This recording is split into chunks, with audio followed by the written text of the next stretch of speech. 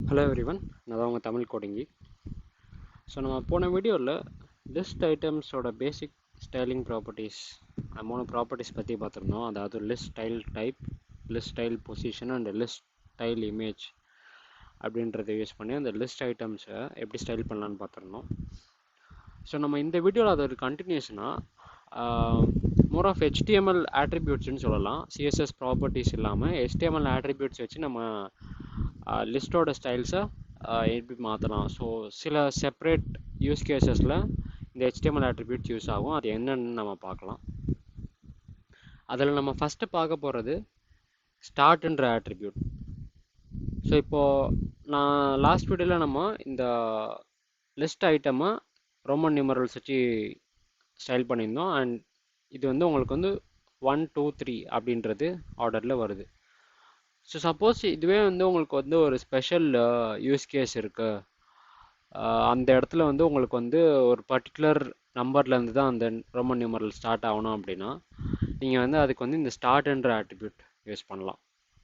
So இந்த order list டேக்கில் ஸ்டார்ட்ன்ற ஆட்ரிபியூட் யூஸ் பண்ணி நான் சப்போஸ் 4லேருந்து ஸ்டைல் ஆக ஆரம்பிக்கணும், ரோமன் நியூமரல் ஸ்டார்ட் ஆகணும் அப்படின்னா 4ன்னு கொடுத்துட்டு நான் ரிஃப்ரெஷ் பண்ணேன்னா ஸோ உங்களுக்கு 4 5 6 அப்படின்றது வந்துடும். ஸோ இது வந்து உங்களுக்கு வந்து நெஸ்டட் லிஸ்ட் ஐட்டம்ஸு அந்தமாரி இடத்துல யூஸ்ஃபுல்லாக இருக்கும். ஏன்னா அதுக்கு முன்னாடி இதுலேயே வந்து உங்களுக்கு ஃபஸ்ட் ஆஃப் வந்திருக்கும், அதுக்கு அடுத்த இதில் உங்களுக்கு செகண்ட் ஆஃப் வருது அப்படின்னா உங்களுக்கு அந்த கண்டினியூஷன் ஸ்டைலிங்காக இந்த ஸ்டார்ட் வந்து நீங்கள் வந்து யூஸ் பண்ணி ஸ்டைல் பண்ணிக்கலாம். இதுவே இந்த ஸ்டார்ட்டை நான் வந்து ரிவர்ஸ் பண்ணணும், அதாவது எனக்கு வந்து 4 3 2 அப்படின்றது வரணும் அப்படின்னா இதுலேயே வந்து ரிவர்ஸ்ட் அப்படின்னு ஒரு ஆட்ரிபியூட் இருக்குது. ஸோ நான் அந்த ரிவர்ஸ்டுன்ற ஆட்ரிபியூட் யூஸ் பண்ணிட்டேன்னா எனக்கு இது வந்து 4 3 2 அப்படின்றது ரிவர்ஸில் வந்துடும். ஸோ 2 ஆட்ரிபியூட் பார்த்தோம். இன்னொரு ஆட்ரிபியூட் என்னென்னா வேல்யூன்னு ஒரு ஆட்ரிபியூட் இருக்குது. இது வந்து லிஸ்ட் ஐட்டமில் யூஸ் பண்ணுவீங்க. ஆர்டர் லிஸ்ட் ஆனால் அன்ஆர்டர் லிஸ்ட்டில் யூஸ் பண்ணுறதுக்குள்ள லிஸ்ட் ஐட்டம் டேக்ல யூஸ் பண்ணுவீங்க.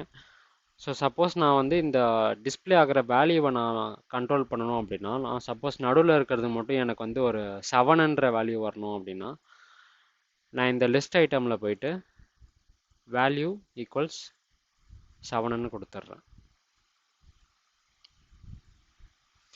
ஸோ இதை இப்போ ரிஃப்ரெஷ் பண்ணிங்கன்னா உங்களுக்கு தெரியும் 4 7 and 6. ஏன்னா நம்ம வந்து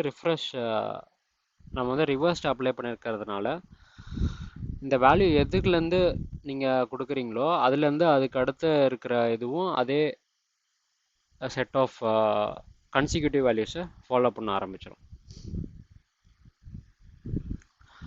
ஸோ இந்த வீடியோவில் நீங்கள் இந்த 3 ஆட்ரிபியூட்ஸ் HTML யூஸ் பண்ணி எப்படி நீங்கள் வந்து லிஸ்ட் ஐட்டம்ஸில் வந்து யூஸ் பண்ணலாம் அப்படின்னு பார்த்துருப்பீங்க. ஸோ இந்த வீடியோ உங்களுக்கு யூஸ்ஃபுல்லாக இருந்தால் லைக் பண்ணிவிடுங்க, உங்கள் ஃப்ரெண்ட்ஸோட ஷேர் பண்ணிடுங்க அண்ட் சப்ஸ்கிரைப் பண்ணிடுங்க. தேங்க்யூ ஃபார் வாட்சிங்.